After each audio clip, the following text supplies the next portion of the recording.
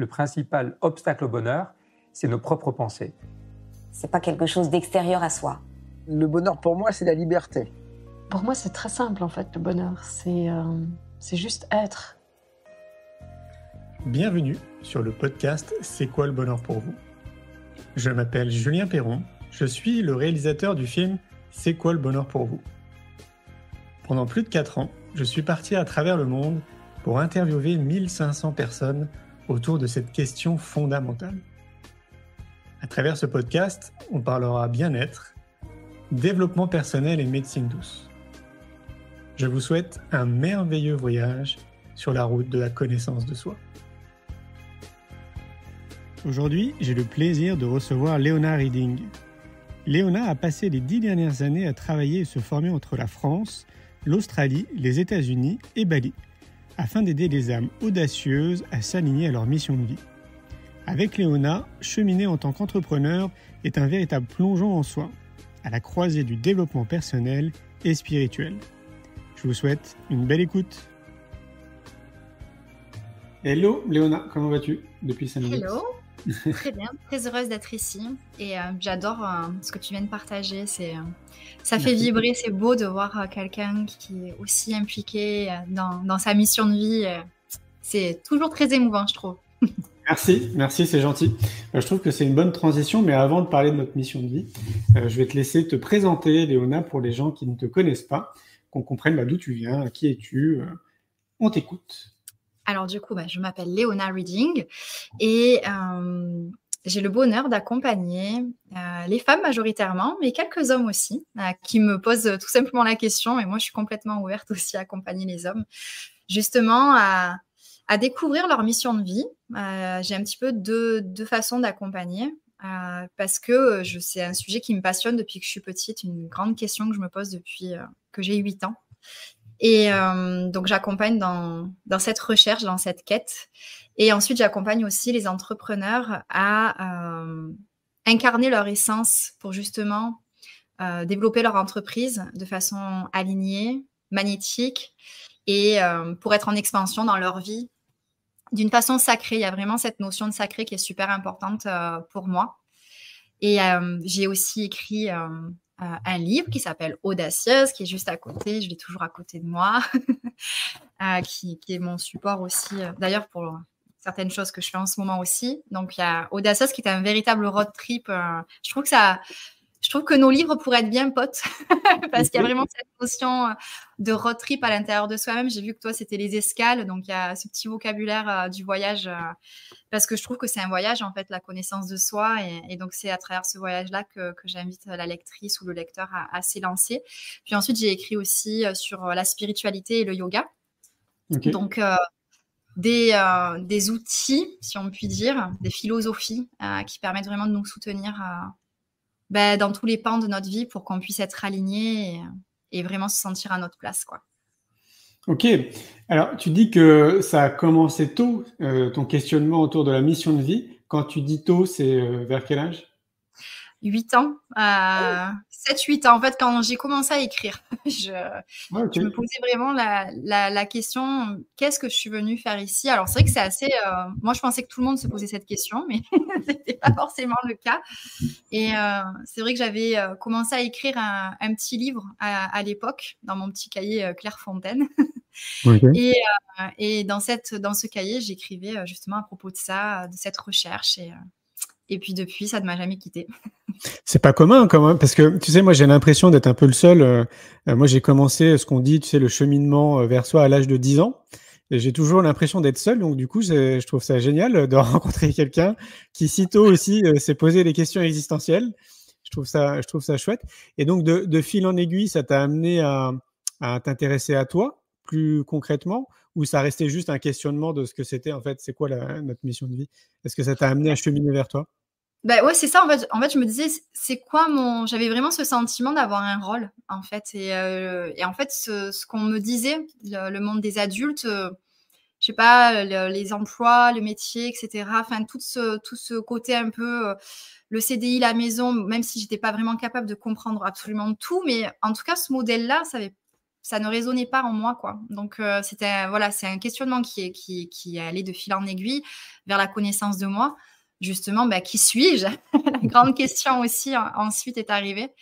Et la seule certitude que j'avais, c'était que j'aimais écrire. Ouais. Et c'est fou, hein, vraiment, c'est vrai qu'avec à chaque fois, avec du recul, de me dire, à 8 ans, je me disais, j'aimerais toucher des milliers d'âmes, en fait, avec mes mots. C'est la seule chose que je me disais, et je me rappelle que j'ai la chance d'avoir un père qui me soutient et qui m'a soutenue à cet âge-là aussi, parce que souvent, on peut un peu prendre à la dérision. Je disais, je voudrais écrire un livre et toucher des milliers d'âmes. Il m'a dit, mais tu pourras faire ce que tu veux, tu en es capable. Donc, voilà, j'ai pas été freinée. Et je trouve ça très, très beau. C'est clair, Parce que c'est clair. le cas pour les enfants. C'est clair. Là encore, je vois un point commun. Moi, c'est ce que j'ai vécu aussi avec ma mère, qui m'a toujours laissé vivre aussi mes expériences, tout en me faisant confiance. Et je vois vraiment que ça a été un bel appui, que ça m'a bien aidé et que ça m'aide forcément aussi maintenant en tant qu'adulte. Cette confiance, c'est qu'on peut avoir en nous, où tu as à un moment donné dans ta vie un adulte, voire plusieurs qui croient en toi, puis qui misent sur toi quelque part, en tout cas qui te font confiance. On voit bien que ça nous aide après, plus tard. Ouais. Et est-ce que tu as découvert alors du coup qui tu es? Ouais, je pense que là, je suis vraiment sur la bonne voie. Je pense aujourd'hui, ce mois-ci, il s'est passé quelque chose d'assez particulier. C'est vrai que cette mission de vie, pour moi, j'ai toujours vu comme une quête. Et c'était un peu une quête effrénée pour moi. J'étais toujours en train de me remettre en question, d'essayer d'aller plus loin, de peaufiner, d'explorer. Et c'était un petit peu sans relâche. Et je sais pas, j'ai subi une opération, enfin, il n'y a rien de grave, hein, c'est une réduction mammaire, mais c'est un choix quand même important dans mon cheminement parce que ça va au-delà du physique. Ça m'étouffait, en fait, et ça m'empêchait d'être moi-même. Et aujourd'hui, en fait, je me sens sereine. J'ai l'impression vraiment, voilà, d'être à ma place, d'avoir toutes les pièces du puzzle dont j'ai besoin pour accomplir ce que j'ai besoin d'accomplir. Je sais qu'il y aura plein d'autres choses, hein, encore, mais je suis plus dans cette quête effrénée. Et c'est la toute première fois que je ressens ça et je trouve ça intéressant, vraiment. Ah ouais. C'est vraiment, ça change la vie, quoi. Mais c'est clair, moi je comprends carrément ce que tu dis. Est-ce que tu peux nous préciser ce que tu entends par quête effrénée? Parce que je pense qu'il y a des gens qui vont se reconnaître là-dedans. Alors déjà, ma quête, elle a commencé dans la mauvaise direction à un moment donné, c'est-à-dire que quand j'ai commencé à rentrer dans le monde adulte, donc quand j'étais enfant et jusqu'à mon adolescence, j'étais vraiment dans ce côté, j'écrivais dans mon journal, je me posais des questions, donc j'allais plutôt à l'intérieur de moi-même chercher certaines réponses qui n'étaient pas encore prêtes à sortir, parce que c'est l'expérience de la vie aussi, hein, qui fait qu'on se découvre. Et puis quand je suis devenue adulte, j'ai commencé à regarder à l'extérieur de moi-même, donc à essayer de trouver des réponses ou de les obtenir depuis d'autres personnes. Et donc, c'était dans ce sens-là que la quête était un peu effrénée dans les formations, dans la recherche de personnes qui pouvaient m'apporter certaines réponses, donc par des coachings ou des accompagnements. Et j'étais en train d'éviter d'aller à l'intérieur de moi-même, alors que c'est là que tout réside, quoi. Donc, c'était une quête effrénée et trop vers l'extérieur. Interne toujours, hein, toujours à se poser des tas de questions. Mais justement, j'aurais presque pu faire un burn-out à un moment donné, à me poser trop de questions, à me remettre tout le temps en question, à ne jamais célébrer et honorer tout ce que tout ce que j'ai acquis, en fait, sur le chemin. Donc, Ok. voilà ce que je veux dire par quête effrénée. Ah ouais, donc tu veux dire en fait que tu n'étais jamais détendu. C'est ça. Et c'est vrai que même au tout début, hein, vraiment, je me rappelle, c'est fou, hein, on croise vraiment des personnes, elles nous disent une phrase et ça vient nous tiquer. À l'époque, je venais tout juste de terminer mes études et en fait, c'était mon manager qui m'avait dit: «Mais tu vas arrêter de te remettre en question un peu? Enfin, j'ai jamais rencontré une personne qui se remet tant en question. Repose-toi, arrête de toujours chercher encore des réponses qui n'ont pas besoin d'être trouvées parce que tu les as déjà en fait. Tu penses ne pas les avoir. Repose-toi». Et je m'étais un petit peu énervée en mode: «Mais c'est important de se remettre en question» et maintenant je comprends mieux ce qu'il voulait dire avec l'expérience. Ok. Ah ouais, je comprends très bien. Ça, c'est un peu l'histoire de ma vie. J'ai rencontré évidemment beaucoup de personnes sur mon trajet. Et ça m'est arrivé un nombre de fois d'avoir des discussions un peu comme ça, tu sais, philosophiques, autour du développement personnel, de la connaissance de soi. Et puis à un moment donné, dans les discussions, il y a des gens qui arrivent avec leurs idées très préconçues. Il n'y a aucun jugement dans ce que je dis. Et c'est l'image qui me vient à l'esprit, tu sais, c'est un peu comme si tu avais fait une randonnée pendant, je sais pas, une trentaine de fois et que tu connaissais toutes les étapes. tu sais qu'à chaque étape, chacun va le vivre différemment, mais tu sais que là, à ce moment-là, il y a une étape particulière. Et ça m'est arrivé plus d'une fois d'être confronté à ça, en fait, de discuter avec les gens et de voir, en fait, qu'ils comprenaient pas réellement que là, oui, ils sont en train de vivre cette étape, mais un peu comme toi, tu le disais, tu sais, parfois, ils sont un peu excités, énervés, ils comprennent pas. Et puis, le temps passe, cette graine-là a été semée, et puis quelques semaines, quelques mois, une année après, en fait, on te contacte, on dit, ah, vous savez, je me rappelle en fait de notre discussion et merci parce que effectivement, c'est bien ce qui s'est passé. Ouais, j'aime beaucoup ta métaphore de la randonnée. C'est une métaphore que j'utilise tout le temps. Ok. Justement, la mission de vie, on peut voir ça comme ça, comme n'importe quel objectif en fait dans la vie, cette randonnée vers le sommet de la montagne où soit on est complètement focus sur le sommet et on se rend pas compte justement des étapes qu'on est en train de vivre, on n'est pas en pleine conscience. Ou alors, on apprécie chaque balise qui nous dit « Ok, vous avez fait 1 kilomètre, etc. » Et c'est vrai que c'est une jolie métaphore. Exactement. Et de mon prisme, de ce que je peux observer, j'ai le sentiment que pour un certain nombre de personnes qui se lancent à un moment donné vers eux-mêmes, pour apprendre davantage d'eux-mêmes, de mieux se comprendre, c'est d'ailleurs ce que tu as vécu, si j'ai bien compris. Moi, j'appelle ça la stagite aiguë. Donc, c'est-à-dire qu'ils vont tester plein de choses, ils vont aller participer dans plein de stages, ils vont lire plein de livres, aller voir plein de conférenciers, etc. Et réellement, en fait, ils vont mettre des pansements, tu sais, ils vont pas régler le fond. Et j'ai toujours tendance à dire, moi, prenez votre temps, les amis. Il n'y a rien qui presse. Moi, je le vois plutôt comme un marathon, tu sais, plutôt que quelque chose où on va obtenir, un peu comme si tu prenais, je sais pas, un médicament, par exemple, et que tu voulais avoir un effet immédiat. Non, le domaine de la connaissance de soi, c'est un long cheminement, c'est très, très long. Donc, il faut s'accorder beaucoup de patience, beaucoup d'amour. Et puis, comme on le dit très facilement, lâcher prise. Alors, je précise très facilement, parce que ce n'est pas ça. C'est clair. Ouais, c'est clair. Et j'ai exactement la même vision vraiment de cette quête, mais dans le sens où c'est un voyage. C'est un voyage et effectivement, ça peut être bien d'avoir une période où on se cherche, on teste différentes choses pour expérimenter et voir, tiens, ça résonne, ça résonne moins. Mais c'est vrai que quand ça devient pathologique, entre guillemets, qu'en fait, on ne s'arrête jamais, c'est que là, il y a peut-être certaines choses, je sais pas, qu'on évite de regarder en face alors que c'est sous la main, quoi. Ouais, c'est clair. Donc, il faut vraiment trouver un équilibre dans cette stagiste. Stagite aiguë, ouais. Peut-être que ça t'est arrivé d'ailleurs. Tu sais, quand tu es dans cette quête de toi, tu peux avoir l'impression à un moment donné qu'il y a tellement de choses à mettre en place. Ça va être l'alimentation, le sport, le sommeil, le machin et tout, etc. Et tu peux te dire, mais waouh, mais il y a beaucoup trop de choses en fait à faire. Par où je commence? Est-ce que tu as eu ce sentiment-là?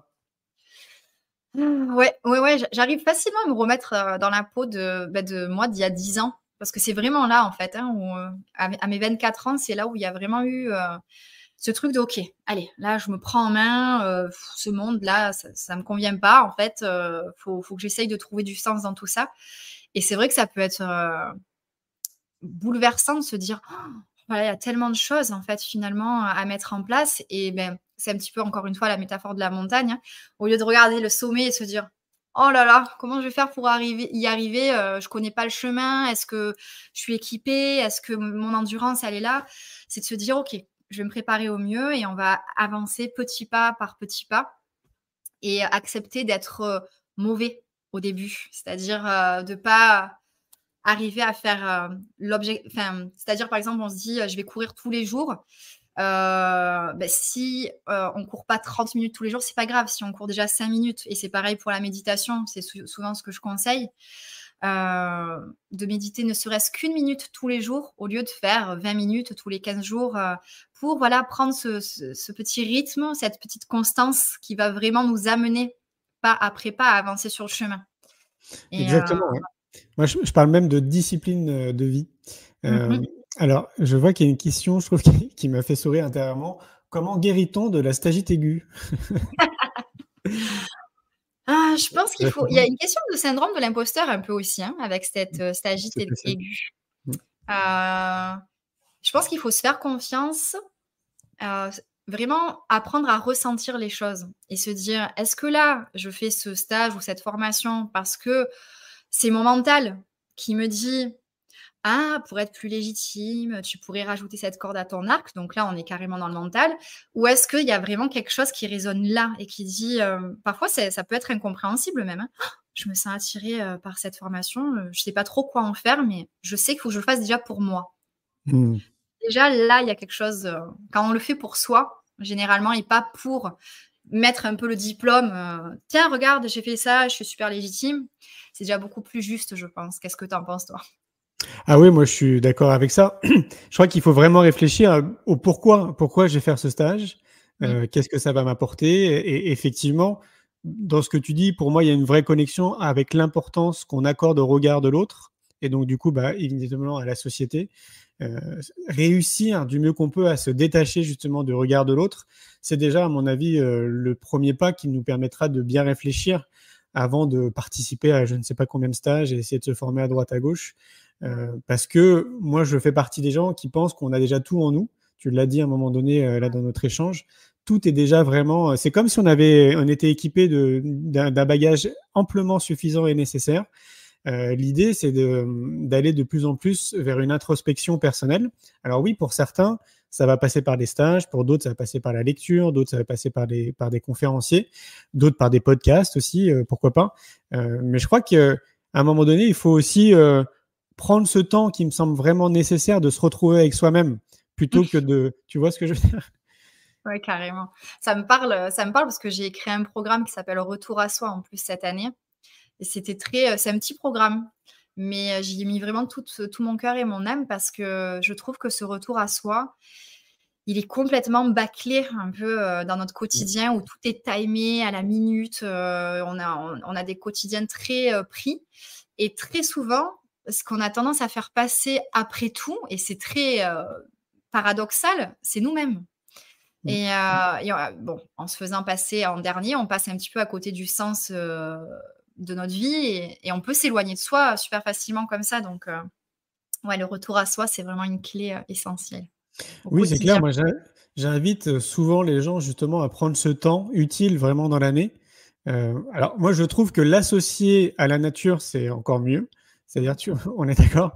Donc, prendre ce temps, mais prendre ce temps en pleine nature, de se retrouver avec soi-même, je trouve que ça participe grandement justement à cette belle introspection de soi. Mais pour moi, il faut vraiment être seul, quoi. C'est-à-dire que si tu pars avec quelqu'un, du coup, tu es accompagné, tu es en connexion avec l'autre personne, et énergétiquement, tu es relié aussi à l'autre personne, donc tu n'es pas vraiment connecté avec toi. Donc ça, je pense que tout le monde peut le faire assez régulièrement dans l'année, c'est aller te balader dans la forêt, dans la nature, ce que tu veux, là où tu veux, mais en pleine nature. Moi, j'aimerais bien que les gens me fassent des feedbacks de ce qu'ils vivent, parce que généralement, il se passe des choses assez extraordinaires. Ah, mais c'est clair que la nature, c'est marrant parce que du coup, l'anesthésie générale m'a troublé mon sommeil. Donc, je sais à quel point aussi le sommeil est un pilier super important dans notre vie. On n'en prend pas assez soin. Et c'est à chaque fois que je passe ne serait-ce que 20 minutes en nature dans la journée que j'arrive à trouver le sommeil. Et donc, c'est un petit peu, presque un peu, t'as pas passé de temps en nature, tu vas mal dormir. Donc, ça fait un peu punition, mais bon, une jolie punition quand même. Hein. Moi, je me sens pas trop punie avec ça. Mais ouais, du coup, ça motive même là, qui fait un peu plus froid et tout ça, à sortir, se connecter à la terre, s'ancrer, être dans le silence, enfin, avec les bruits de la nature, justement, qui nous bercent. C'est tellement enrichissant. Tout à fait. Et puis en plus, pour les sceptiques et les cartésiens, on a suffisamment d'études maintenant de scientifiques et de chercheurs qui nous montrent justement tous les bienfaits au niveau de notre cerveau, au niveau de nos cellules, au niveau de notre corps, plus globalement. Ça a été prouvé scientifiquement. Une fois de plus, pour les cartésiens, vous trouverez plein d'études sur Internet.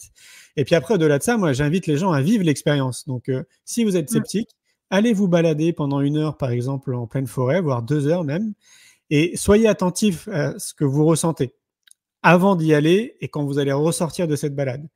Il y a de fortes chances quand même que vous ressortez plus détendu, donc ce qui ne m'étonne pas que ça t'aide justement à dormir. Et puis avec un sentiment je trouve de béatitude quelque part, quoi. Et je crois que c'est bien, tu vois, de vivre cette expérience, de la vivre vraiment pour conscientiser et se rendre compte que oui, effectivement, ça me fait du bien. C'est clair. C'est vrai qu'il n'y a rien de mieux que d'expérimenter, quoi. Ouais, c'est clair. Est-ce que toi, tu fais partie des gens, donc j'imagine à travers les stages que tu étais aussi dans cette idée d'expérimenter, parce que quand on vit des stages, on expérimente aussi. Je reviens à cette notion de revenir vers soi, de prendre ce temps pour soi. Est-ce que toi, seul, sans faire partie de stage ou sans même animer peut-être des stages, tu vis tes propres expériences? Oui, Ouais, oui. Moi, c'est justement au fil des années, je me suis rendu compte de ce qui était primordial pour moi, pour ma santé, toutes mes santé, ma santé mentale, émotionnelle, physique. Et c'est vrai que tous les matins, j'aime avoir ce moment. Alors, il y en a, c'est plus le soir, hein. Moi, c'est le matin. Mais j'aime déjà faire du yoga, bouger vraiment en conscience, respirer, parce que le yoga, c'est du mouvement, de la respiration et aussi de la méditation. Quand je parle du yoga, voilà, parce que souvent, on pense qu'aux postures. C'est un tout, il ne faut pas l'oublier. Ce n'est pas de la gymnastique. Et donc, déjà, le yoga le matin, c'est super important. Et j'écris énormément dans mon journal. Ça, j'adore parce que je retrouve mes petits journaux de quand j'avais 14 ans. Donc, mes petits livres quand j'avais 8 ans. Donc, c'est super sympa d'écrire déjà rien que pour avoir une clarté mentale, en fait. Parce que à partir du moment où on écrit, la pensée est sur le papier, on arrive à prendre du recul et à souvent dédramatiser une situation aussi, ou alors à garder une trace d'un moment super heureux ou de déclic et du coup y revenir. Je trouve ça super enrichissant. Donc l'écriture, ouais, c'est super, c'est vraiment très précieux, avec bien sûr couplé à la méditation, au mouvement, la nature. Et c'est un petit peu le combo gagnant. Ouais. Pour toi, donc comme Oui. tu précisais, pour toi. Donc ce qui veut Exact. dire que c'est devenu quoi? Comme une hygiène de vie? C'est vraiment quelque chose comme un rituel que tu fais tous les jours, une forme de discipline, c'est ça? C'est ça, ouais. Ouais, ouais. C'est Et c'est ce vraiment qui quotidien. et c'est ce qui te permet de t'aligner davantage à ta mission de vie? Ouais. Ouais, ouais, c'est vraiment, en fait, quand, je prends ce moment pour moi, il y a vraiment cette notion d'alignement, qui arrive. Quand on se réveille, parfois on se dit: «Ah, en plus, j'adore mon métier, donc je suis très enthousiaste à l'idée de commencer ma journée et de rencontrer mes clientes et cetera. Mais avant ça, hop, allez, on va se réaligner. C'est même super important pour moi, mais pas que pour moi, pour, les personnes que je vais accompagner dans la journée, que je sois vraiment dans cet alignement, cette justesse. Et puis ça peut être fun aussi, ça peut être aussi de danser. Si je fais pas de yoga, je danse sur de la musique. Je fais pas de la chorégraphie, hein, juste je bouge, je m'amuse. Enfin, c'est une notion de mouvement vraiment qui est importante. Et puis ça permet un peu de se délester des énergies aussi qu'on a envie de laisser partir et ouais, de commencer la journée vraiment du bon pied. Ouais, je comprends. Moi aussi, dans ces habitudes, j'ai aussi le mouvement, bien évidemment. Parce que faut le rappeler quand même, on est dans des sociétés qui nous ont sédentarisés. Donc, on Mmh. a quasiment plus de mouvement en fait dans notre vie. On est tout le temps assis, hein, globalement. Quand vous observez, on est tout le temps assis au bureau, après dans les transports en commun ou en voiture. Après, on rentre chez soi, on s'assied dans le canapé. Enfin, voilà, il y a très très peu de mouvement. Donc, de remettre Ouais. du mouvement, autrement dit, avoir une activité sportive ou physique, c'est vraiment déterminant justement pour être bien un minimum, on va dire, dans son corps et dans sa tête. J'aimerais bien parce que c'est quand même l'objet de notre rencontre d'aujourd'hui, que tu définisses, c'est quoi pour toi une mission de vie? Pour moi, en fait, on est tous et toutes venus avec, une intention, en fait, quand on s'est incarné. Alors ça, c'est ma vision à moi. Je sais que ça ne va pas forcément correspondre à tout le monde, mais c'est comme comment je vois les choses et selon la tradition védique, en fait, cette mission, cette intention, on l'a tous oubliée et notre vie, c'est justement de s'y reconnecter, de s'en rappeler et je pense qu'une mission de vie, on a plusieurs mauvaises aussi définitions. On croit souvent que ce n'est qu'un métier, alors que non, ce n'est pas un métier, c'est vraiment une intention. Donc, c'est-à-dire que, par exemple, je peux prendre l'exemple de rendre le monde plus beau. Par exemple, que la mission de vie, ça pourrait être ce mot beauté. Ça va pouvoir s'exprimer de plein de façons différentes. Ça peut être, je sais pas, être fleuriste, artiste, chanteur, chorégraphe, architecte d'intérieur. Il y a des tas de façons de cuisiner. Il y a tellement de façons d'exprimer la beauté. Et du coup, ça enlève un petit peu pas mal de pression quand même parce que ça veut dire on n'a pas un rôle en particulier à avoir. C'est-à-dire qu'il n'y a pas un seul métier dans lequel on va pouvoir s'exprimer, qu'on va pouvoir changer aussi selon ce qu'est notre mission de vie. Moi, je pense que ma mission, c'est de transmettre, d'enseigner, de guider. Et du coup, ça s'exprime de différentes façons depuis 10 ans. Et c'est marrant parce que du coup, on parlait du mouvement. Ça a commencé quand je suis devenue coach sportif, personal trainer avec l'École américaine de médecine du sport. Donc, il y avait cette notion d'accompagner par le mouvement, mais c'était pas encore exactement la parfaite réponse. Hop, ça a commencé à dériver vers le coaching de vie. Puis ensuite, en fait, j'avais fait des études. J'avais eu mon bachelor en marketing et en communication. Je me suis dit, mais attends, en fait, ça pourrait tout à fait se combiner tout ça, parce que... Et en fait, je l'ai découverte vraiment au fil du temps, ma mission de vie. Donc, ça aussi, ça enlève, ça dédramatise un petit peu cette grande question. C'est que c'est vraiment une quête. Il n'y a pas une seule réponse et c'est pas, ah, ça y est, j'ai trouvé la réponse, c'est fini. C'est vraiment toute notre vie. Et je trouve que c'est surprenant, ce cheminement, c'est plein de surprises, c'est fascinant. Il y a vraiment une notion d'exploration, quoi. Être un explorateur ou une exploratrice, c'est super important. Ouais, je le dis très souvent. Alors moi, je parle de chercheur, d'être un chercheur pour soi-même. J'entends aussi quand même derrière, quand tu donnes ta définition de mission de vie, comme une forme de spiritualité. C'est le cas? Ah oui, complètement. Ok. En plus, j'apprends l'astrologie depuis quelques années. Et là, j'ai vraiment l'immense honneur de recevoir les enseignements d'un astrologue védique qui est parti enseigner en Inde, vraiment. Donc, je suis vraiment tellement honorée. Et c'est vrai qu'il y a vraiment cette notion, quand on regarde un thème astral, on peut lire très clairement la direction, elle est indiquée, en fait. Il y a vraiment, quand on regarde un thème astral, en fait, c'est une façon de se reconnecter à ce que notre âme essaye de nous faire comprendre. Et c'est vrai qu'on peut être un petit peu perplexe quand on est cartésien.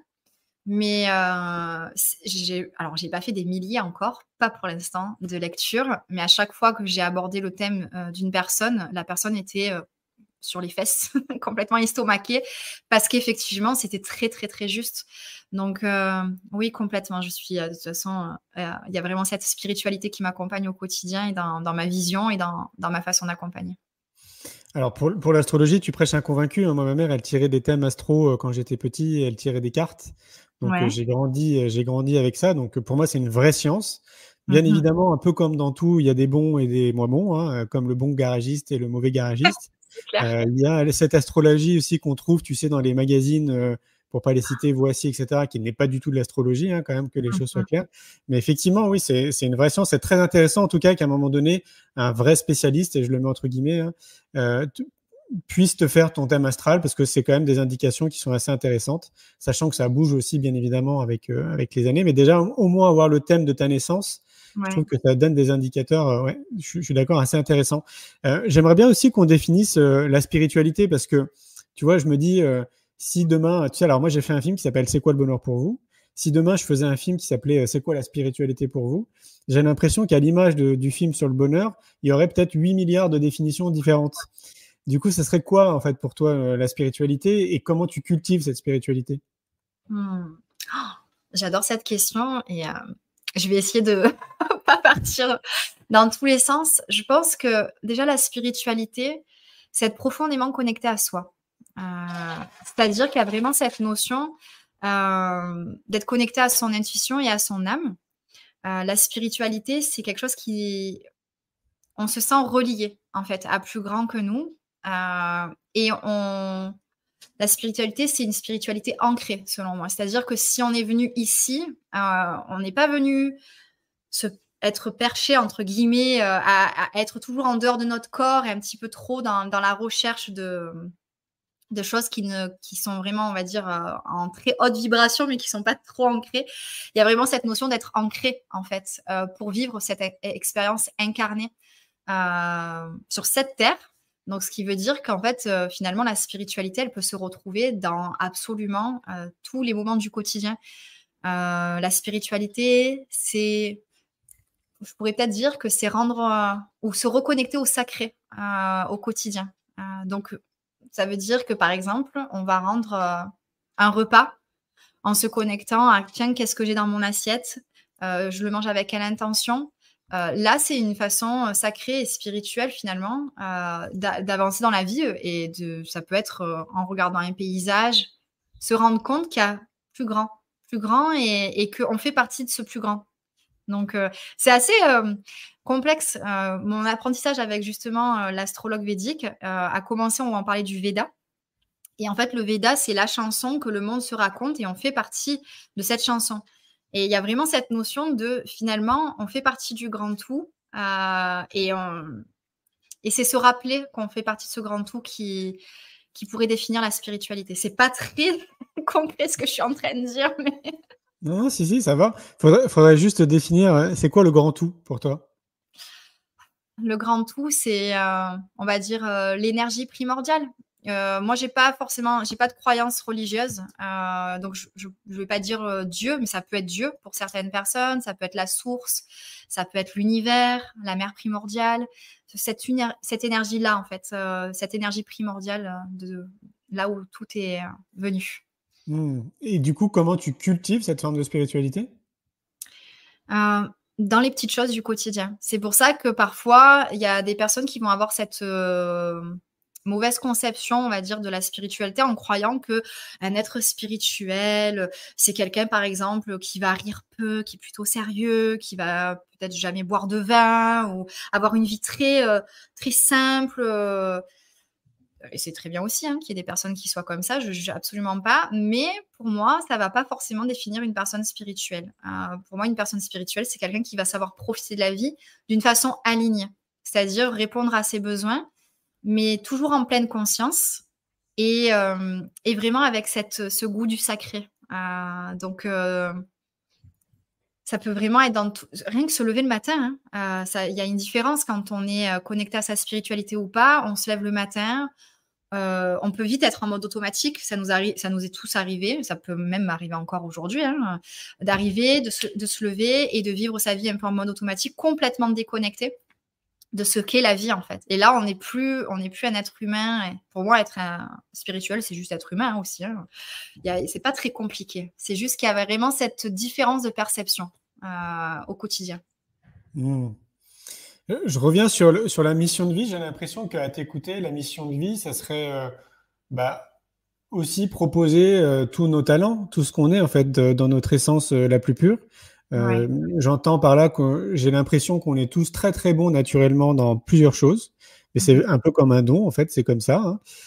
C'est aussi d'ailleurs pour ça moi que je mets beaucoup d'énergie dans l'éducation, parce que je me dis qu'on pourrait vraiment accompagner les enfants le plus tôt possible, tu vois, à révéler vraiment c'est quoi en fait, en quoi moi je suis bon naturellement.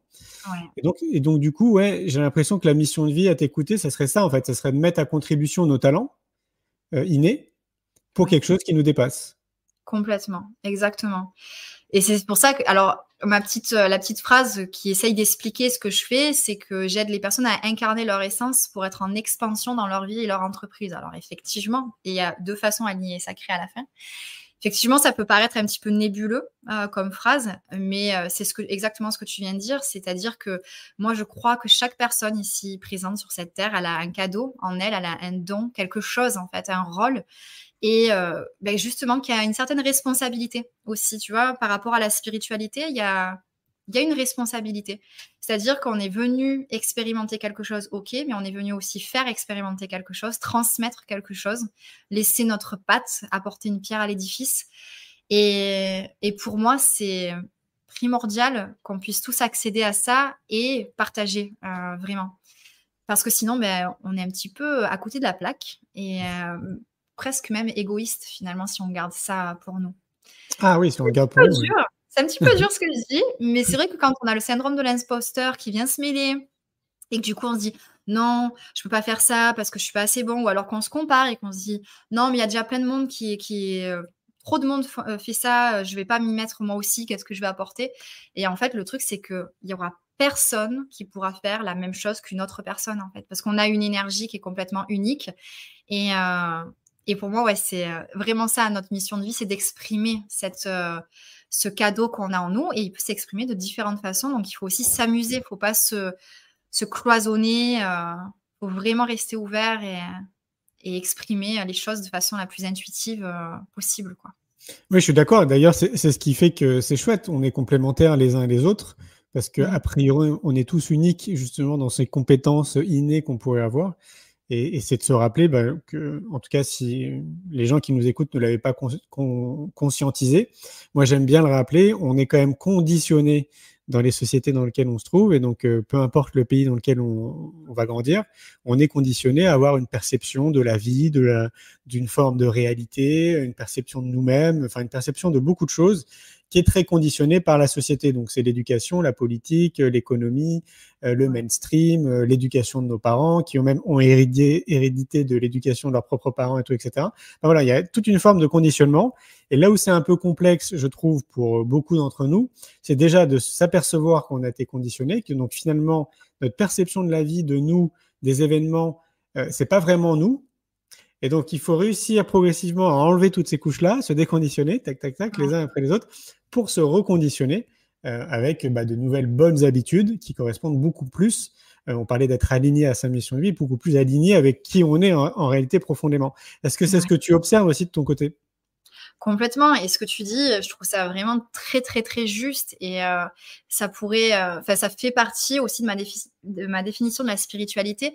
C'est justement qu'un chemin spirituel, c'est un chemin de déconditionnement, c'est-à-dire où on va se libérer de toutes les couches, de tous ces masques en fait qu'on porte sans le savoir en plus, très, très souvent, de s'en déconditionner, de s'en libérer, pour enfin arriver à soi, et ensuite le chemin continue. Et là, on est complètement dans une autre énergie, et c'est une suite de ce cheminement spirituel qui se vivra différemment, mais qui sera aussi spirituel. Le début de ce cheminement, qui est très souvent du développement personnel, d'ailleurs, je pense que toute personne qui commence un peu à s'intéresser au développement personnel finit toujours par mettre le doigt sur sa spiritualité et à continuer le voyage dans ce sens-là, quoi. Donc,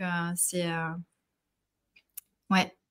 C'est très, très juste ce que tu dis. Et merci, parce que du coup, ça me permet de vraiment mettre des mots sur cette grande thématique qui est la thématique de ma vie. Donc, je te remercie. Je t'en prie. Est-ce que tu consacres un peu d'énergie aussi dans le monde de l'éducation ? Parce que j'ai le sentiment qu'on est d'accord. À un moment donné, quand je te disais que tout partait de l'éducation, j'ai senti que tu étais d'accord avec ça. Moi, ce que je dis très souvent, c'est tout part de l'éducation. Et si tout part de l'éducation, alors tout part de la connaissance de soi. Est-ce que toi, dans tes activités, dans ta vie de tous les jours, est-ce que tu agis, entre guillemets, aussi dans ce sens-là, en conscientisant, tu le disais, je reprends un peu tes mots parce que je le dis très souvent, moi je trouve qu'on a une responsabilité citoyenne, chacun et chacune, déjà de prendre soin de soi en priorité, ça c'est notre propre responsabilité, mais qui a un impact colossal sur les gens autour de nous, et dans un deuxième temps aussi d'incarner et donc de transmettre le monde qu'on a envie de voir dans notre société à l'image de ce que disait Gandhi. Est-ce que toi tu avances aussi dans cette direction autour de l'éducation, ou tu es très centré autour des adultes ? Alors, du coup, les adultes, il y a une forme d'éducation aussi, hein. C'est ça qui est beau, c'est que même quand on est adulte, on continue à apprendre. Mais c'est vrai que c'est quelque chose que j'aimerais beaucoup mettre en place, parce que mon temps à l'école, alors j'étais très... j'adore apprendre depuis toujours, donc j'ai toujours même fait trop. J'ai toujours fait plus que les devoirs qu'il fallait faire. Mais j'ai pas vécu, je me suis pas sentie en sécurité dans le milieu scolaire. J'ai vécu le harcèlement scolaire assez lourd et sérieux quand même. Ça allait presque jusqu'à la police. Et puis j'avais des professeurs qui étaient, je pense, complètement à côté de la plaque au niveau de l'éducation et de la mise en valeur des élèves, en fait, du fait qu'on est tous différents, qu'on soit tous différents. C'était assez incroyable quand même. Enfin, par exemple, ma première expérience, c'était quand j'étais, je crois que c'était, CP ou maternelle. CP, je crois. On m'avait mis au coin avec du scotch sur la bouche et au coin tourné vers tout le monde pour que tout le monde puisse se moquer de moi. Donc ça, c'est la première Donc déjà, on me demandait de... ferme ta bouche un peu, tu parles trop. Et c'est un petit peu ce qui m'a suivi pendant toute ma scolarité, parce que j'ai toujours aimé m'exprimer, etc. Et bon, si tous les enfants, je peux bien comprendre que si tous les enfants s'expriment de la même façon, ça va être compliqué. Mais du coup, c'était, déjà, ça a été un peu un traumatisme quand même. Donc, j'aimerais beaucoup, c'est vrai, j'aimerais beaucoup intervenir. Je l'avais fait à un moment donné dans le cadre de mon travail. Je travaille dans la Société des eaux, et j'informais les enfants comment faire pour économiser l'eau, etc., en prendre soin. Et ça m'avait beaucoup plu, parce que c'est vrai que les enfants, c'est juste merveilleux. Ils demandent que ça, en fait, à recevoir. Et puis, ils sont dénués de tout jugement. Et c'est magnifique. Et c'est vraiment, merci d'aborder ça, parce que j'aimerais beaucoup aller dans les écoles pour parler de la confiance en soi, le fait d'être unique, de ne pas avoir honte, d'être différent, d'avoir des aptitudes différentes aussi. Il y en a qui vont être super forts en maths, d'autres, ce sera la littérature ou la lecture. et que tout le monde puisse se retrouver et se sentir valorisé, quoi. C'est tellement important. Bah oui, c'est clair. Et si tu veux, moi, depuis 10 ans, je mets cette énergie en me disant que, et en essayant du mieux que je peux, de faire comprendre de manière très transversale à tout le monde que si on intègre le plus tôt possible le savoir-être, les soft skills et la connaissance de soi, donc un vrai projet sociétal, on change la phase de notre humanité, on fait des individus complètement différents, parce que de ce que j'observe, j'ai le sentiment qu'il y a 80% des gens qui ne se connaissent pas, qui passent à côté d'eux-mêmes, Ouais. et pareil aussi 80% des gens qui sont, comme je dis très souvent, des cerveaux sur pattes, donc qui sont complètement déconnectés de leur corps, et ça, c'est lié justement au conditionnement de notre société. Rares sont ceux qui évoluent vers eux-mêmes, qui sont en cheminement, qui ont réussi à enlever toutes ces couches dont on parle de déconditionnement. Moi, quand je suis très optimiste, je dis qu'on est 20% dans notre société à cheminer comme ça, à avoir conscience de beaucoup de choses. Mais bon, on n'a pas les chiffres. J'aimerais bien un jour qu'il y ait quelqu'un qui se penche sur la question et qu'on ait des chiffres peut-être assez précis là-dessus. Mais oui, vraiment... Et je sens que c'est possible. La petite note positive, c'est que je vois que en mettant cette énergie, en semant des graines autour de l'éducation, je vois que ça fonctionne. Donc, c'est pour ça que je continue. Je vois bien que les choses sont en train de se transformer tout doucement. Et on sait qu'en France, pour attendre du changement, il faut attendre bien une génération. Donc voilà. Moi, je me suis fixé d'ailleurs un objectif.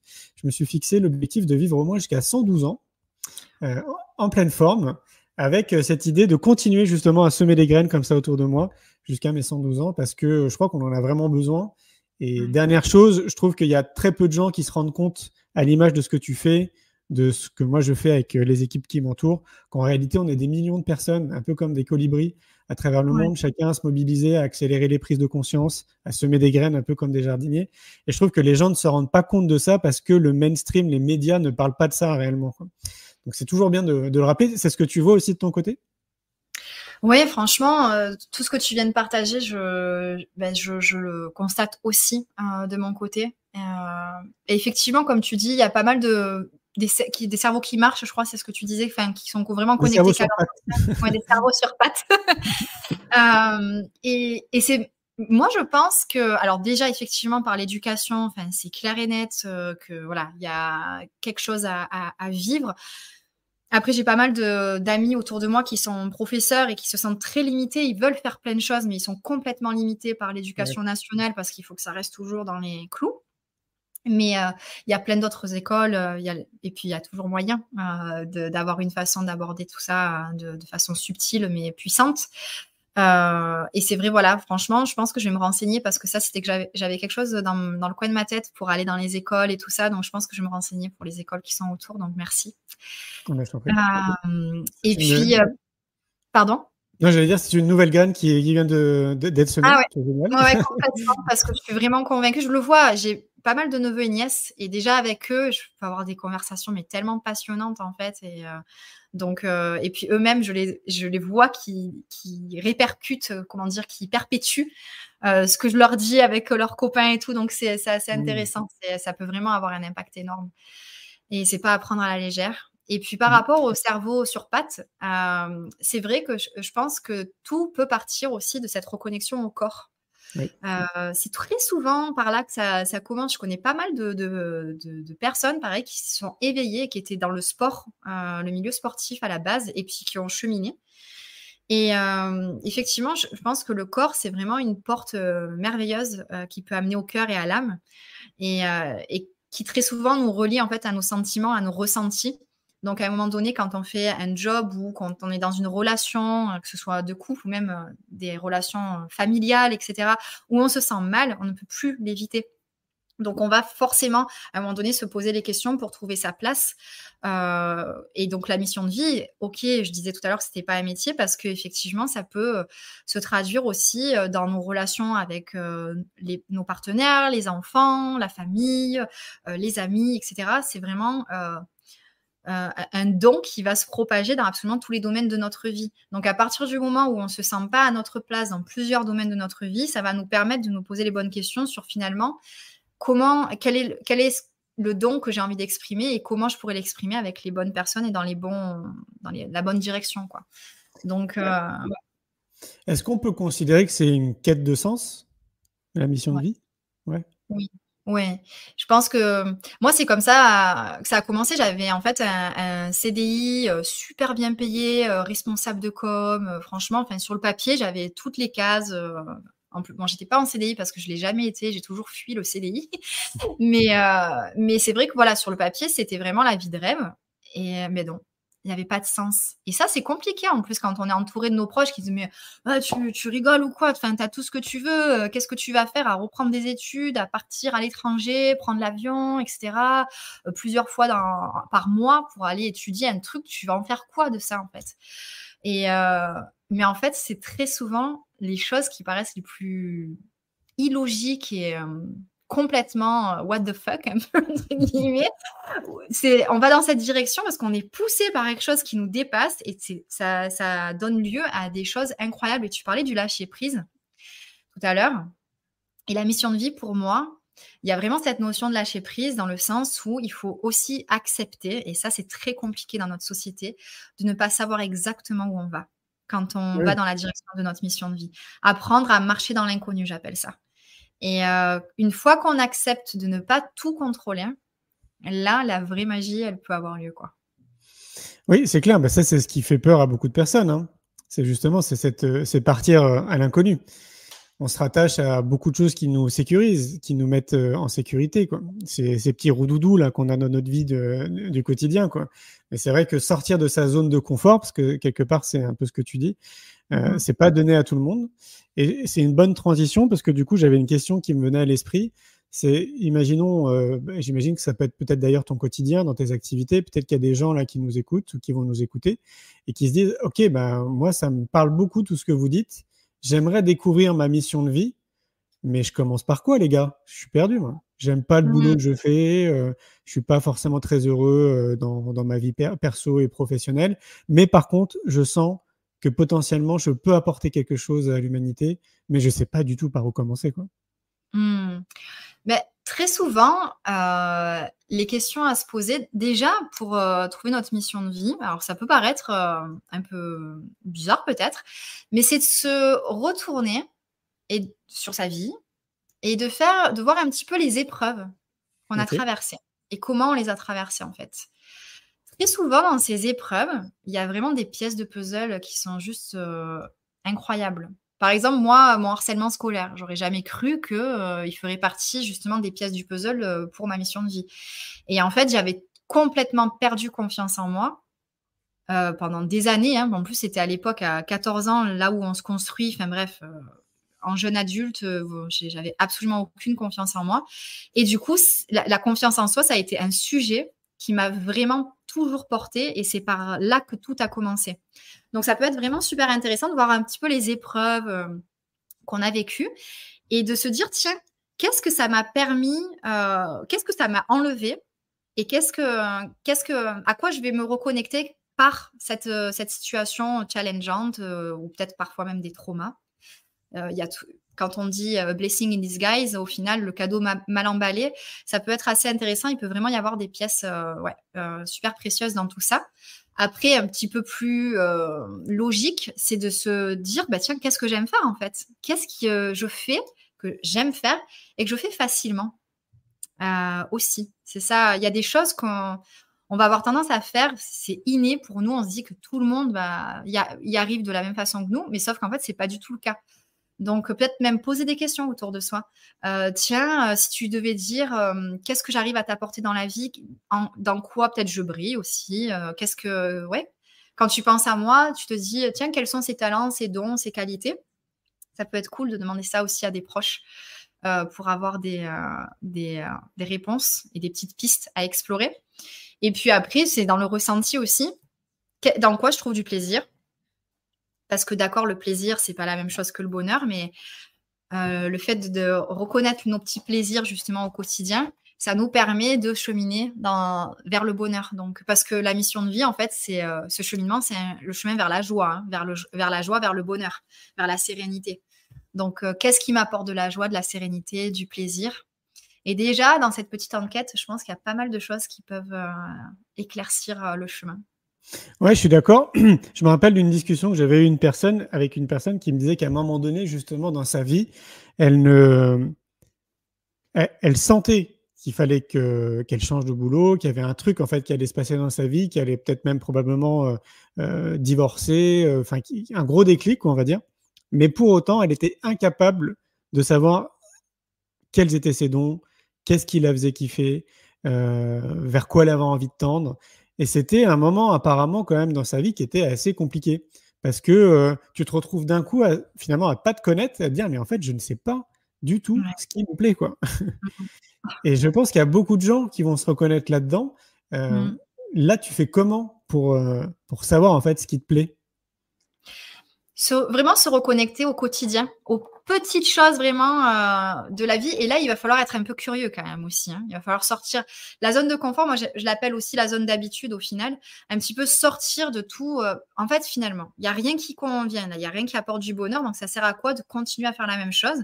Donc, se mettre un petit peu un coup de pied aux fesses et essayer de sortir des sentiers battus dans le sens où faire quelque chose de nouveau.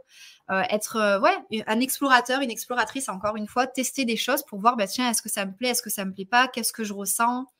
Parfois, c'est des choses qui sont tellement évidentes aussi qu'on passe à côté.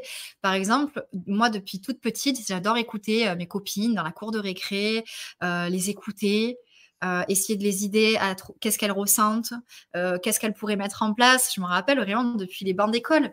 Et c'est vrai que j'aurais jamais cru que ça serait une de mes qualités et de mes dons et que ça ferait partie de mon métier un jour et valorisé. Donc, vraiment, regarder au quotidien, les petites choses du quotidien. Si vraiment rien ne résonne au quotidien, ça veut dire qu'il faut se mettre le petit coup de pied aux fesses pour faire des nouvelles choses et ne pas hésiter à revenir à son corps aussi pour être capable de trouver les réponses. Parce que si on est déconnecté de son corps et qu'on n'est pas capable de ressentir clairement, en fait, finalement, c'est un cercle vicieux, quoi. On n'aura jamais la réponse. Il n'y a pas que le cerveau qui est là pour nous aider dans cette réflexion. Moi, je dis souvent qu'il faut ressentir les choses et pas seulement réfléchir. Et est-ce que tu penses qu'une ressource extérieure pourrait être utile? Complètement, oui. Oui, ok. Avoir du recul, ça peut avoir vraiment du bon. Moi, j'accompagne dans ce cheminement, donc je suis la plus heureuse d'ailleurs d'accompagner. C'est un honneur parce que c'est vraiment, c'est tellement un moment précieux. Mais par contre, je suis pas là à donner les réponses. Je suis là à, justement, être un petit peu le GPS à dire, tiens, si tu allais explorer ça et on voit ce que ça donne.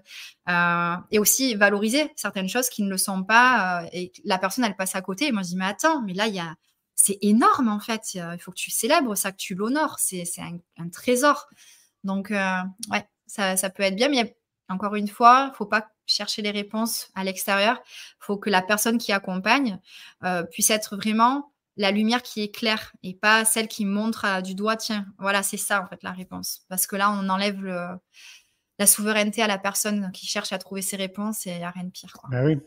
Assez souvent, d'ailleurs, je trouve, quand on arrive à se poser ce genre de questions, on se rend compte aussi que l'environnement dans lequel on est, donc j'entends par environnement notre entourage proche, ça peut être notre mari, notre femme, nos amis, notre famille, on peut s'apercevoir assez rapidement qu'il y a un décalage, vraiment un décalage dans notre mode de pensée, notre mindset, ce qu'on dit, ce qu'on pense, notre perception du monde, de nous-mêmes, de la vie, etc.